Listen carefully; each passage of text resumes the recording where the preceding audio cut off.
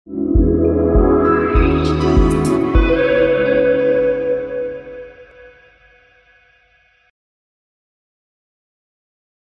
rayonunun Төрткүл айылынын Болот Мамбетов атындагы жалпы орто билим берүү мектебинин 3-А классынын окуучусу Жыргалбеков Айнур. Ысык-көл кыргыз элимдин бермети. Ысык-көл кээде тынчта, кээде толкун. Толкуса толкунуна тең ортокмун. Турмушта канча жолдош күтсөм дагы бир сурду мындай жолдош күткөн жокмун. Ооба, кыргыз элимдин бермети ысык-көл. Тоолор менен курчалган, абасы таза ысык-көл. Орто Азиянын жаркыраган жылдызы.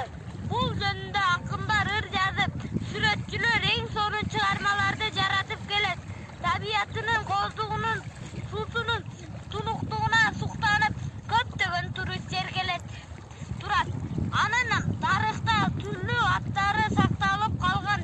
Мисалы, Туз-көл, Тимир-туу Нор деп аталышкан.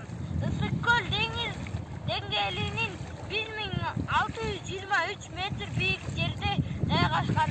Аянты 6124 километрди түзөт.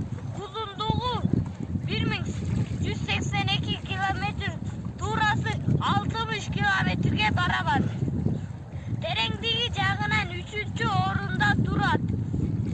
Бизге 16 түрдүү келгин куштар учуп келишет.